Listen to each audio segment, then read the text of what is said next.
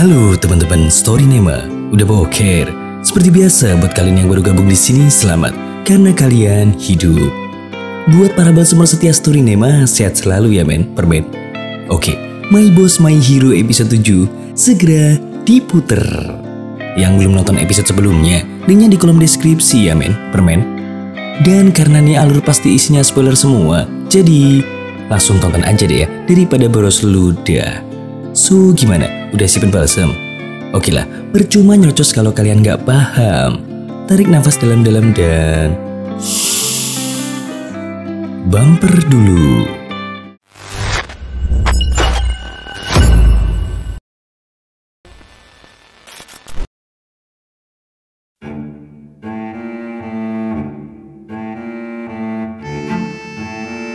Mari kita fokus ke cerita. Kepanikan terjadi pada semua murid kelas 3A termasuk Minami Sensei. Ternyata mereka lagi dikejar-kejar sama geng Yakuza men. Mereka tersudut dan di saat mereka hanya bisa pasrah, muncullah sang pahlawan kemalaman.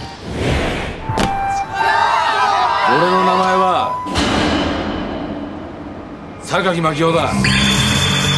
Sane Egumi Kumichan. Satta Daimon burasagete ore ni kateru to omotte enno ka kore.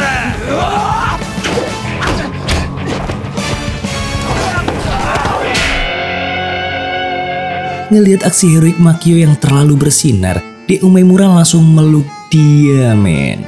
Yang lain juga ikutan ngumpul tuh kayak anak TK minta permen. Lalu film pun tamat. Lah kok tamat? Ternyata itu tadi adalah film pendek yang disutradarai Makio, tokoh utama juga Makio, penulis cerita Makio lagi, bahkan yang bangun dari tidur juga Makio men. Lawang ternyata itu cuma mimpi Makio doang. Menyadari kalau mimpinya tadi terlalu bermimpi, loh, Makio pun langsung mulai belajar untuk menyongsong masa depan yang lebih cerah. Sedep. Pagi hari nan cerah, Makio, Mikio, dan ayahnya sarapan bareng nih. Ngobrol-ngobrol dah tuh mereka soal pendidikan masing-masing ke ayahnya. Sang bapak makin semangat tuh pas dengar rencana Makio bikin kotak saran buat nampung pendapat teman-teman kelas 3A. Tapi pas Makio udah kelar sarapan dan mau berangkat sekolah, Mikio tiba-tiba ngebahas soal keberhasilannya menangani geng Sisiria. Dengan entengnya, Mikio bilang kalau cuman iseng doang. Ngedenger itu, Kuroi langsung nunjukin tatapan penuh arti men. Pengen boker kali ya? Lanjut, Makio nggak sengaja berangkat sekolah bareng Sakura Koji. Pas lagi asik ngobrol, Dedek Gemis Umemura nongol men. Umemura seneng, Sakura Koji seneng, si kampret Makio malah tremor. Pas lagi santuy bertiga, nongol lagi tuh si kecil tuyul yang ternyata adik Umemura. Dikenalin deh tuh si Makio ke adiknya. Dari sinilah Makio ngerasa kalau Umemura udah berusaha ngedeketin dia sama keluarga Umemura. Makio jadi makin kesengsem tuh men. Ya walaupun mungkin Umemuranya malah mual sih.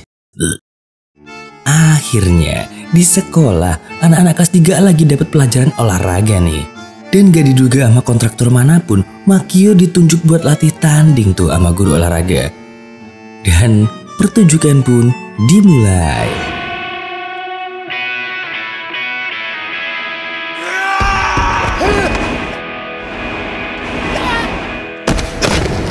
Nah lo, encok nggak tuh? Di ruang guru, Minami lagi cius baca jurnal Makio. Dalam jurnal itu, Makio juga bikin gambar gerak yang membuat sang guru manis jadi salting tuh men. Kepala sekolah yang nggak sengaja ngeliat gelagat yang nggak biasa sama putrinya, penasaran tuh. Dia nanya, apa Minami lagi jatuh cintrong? Refleks, Minami menepis pertanyaan itu. Dia bilang mana mungkin dia jatuh cinta sama anak di bawah umur. Nggak denger itu, Makio yang lagi nguping di luar kaget tuh sama alasan Minami. Bahkan pas udah sampai rumah, Makio masih bingung sama yang dia dengar dari Minami. Soalnya kan Umemura masih di bawah umur dan dia nggak mau kalau berurusan sama polisi. Kazuya yang ngeliat kebingungan bosnya, ngusulin, kenapa nggak nyoba ngajak Umemura kencan aja bos? Makio langsung cerah tuh, terus minta pendapat anak buahnya yang lain. Abis dapat dukungan terpaksa dari anak buahnya, otak Makio langsung traveling, men.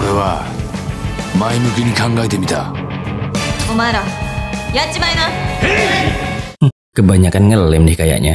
Halu mulu. Pas di sekolah, Hagiwara dan Dedek Gemes yang lain ngasih tips nih ke Umemura. Mereka bilang kalau waktu yang tepat buat kencan pertama adalah pas pulang sekolah. Mereka juga nyaranin ke Umemura buat ngajak Makio pulang bareng biar mesra. Soalnya kelamaan kalau nungguin inisiatif Makio, amatir. Di tempat lain, Hoshino bilang ke Makio kalau yang namanya cinta pertama itu kalau udah bisa jalan berdua bareng di Jalan Agnes. Soalnya bagi muda-mudi di sana, Jalan Agnes adalah jalan khusus, men. Cuman pasangan doang yang boleh lewat. Tiba-tiba obrolan para kampret berhenti gara-gara ngelihat para Dedek Gemes datang.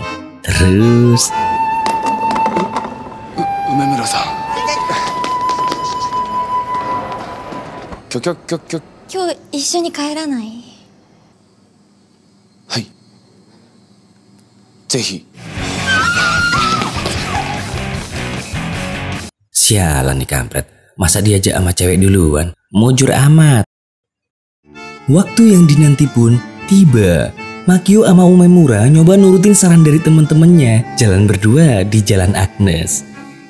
Lah kok Hagiwara, Sakura Koji, dan Kazuya nguntit tuh, men.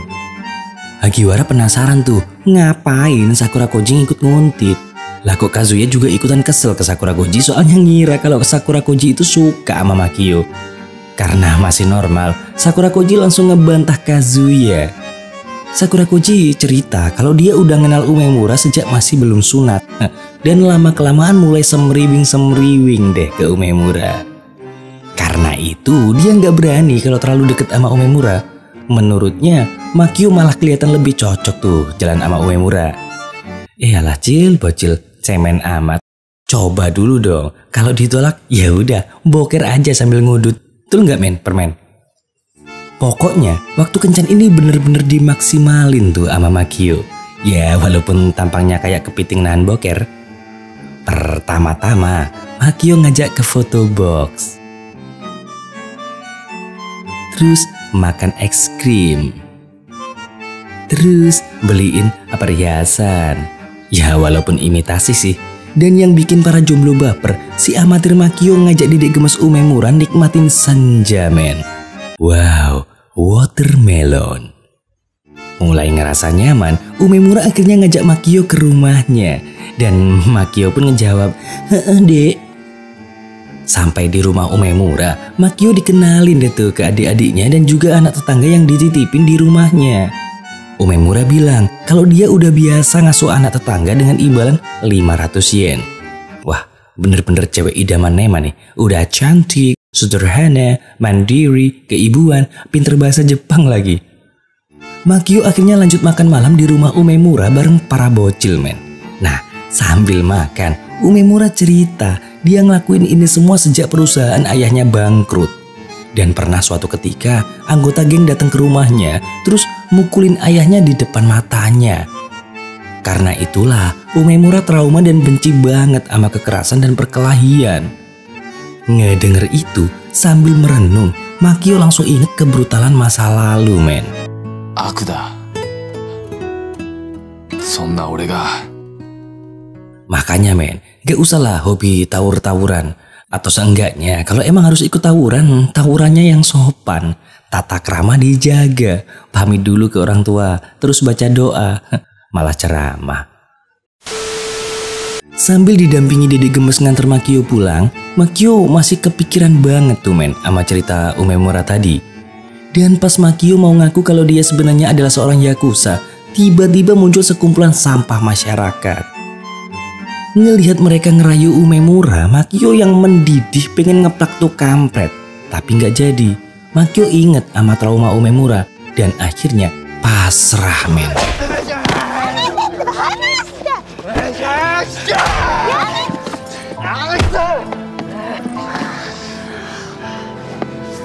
榊くん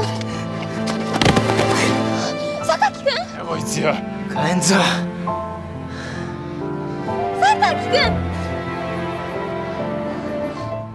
榊くん Pas udah di rumah, Kazuya cemes banget tuh ngelihat kondisi Makio.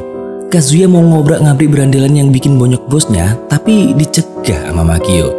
Sambil sakit, Makio ngomong, 今まではよ極悪人って言われようが心なんか動かなかったけどよ一人にしてくれカズ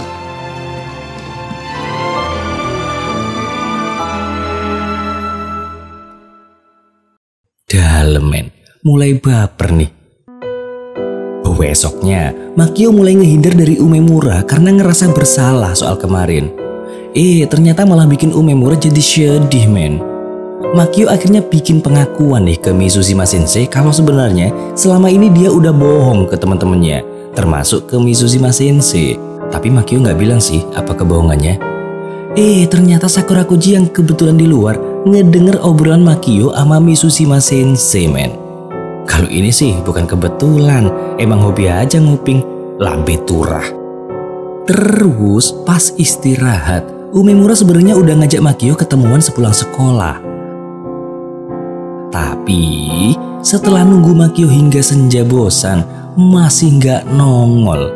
Malah Sakura Koji tuh yang datang. どうしても来られないから代わりに言ってくれってもったいないから一緒に食べるありがとう Di kelas, muka Makio bener-bener kucel kayak daleman bekas cepirit. Karena udah nggak nahan, dia akhirnya curhat nih ke guru cantiknya. 手に入れられないものもあるんだなってことでも今すげえ苦しいですなんでこんな弱えんだよこんな苦しいんだったら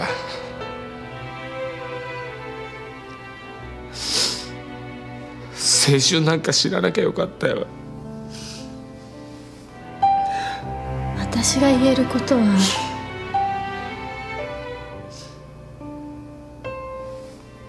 明日も学校に来て傷つくこともある苦しいこともあるでもそれが本当の強さよ大丈夫大丈夫よ Oke lanjut, di rumah Makio dibantu anak buahnya mulai mempersiapkan diri buat ngadepin ujian tengah semester. Tiba-tiba HP-nya bunyi men. Makio bener-bener shock pas denger Sakura Koji ngomong kalau episode 7 kelar.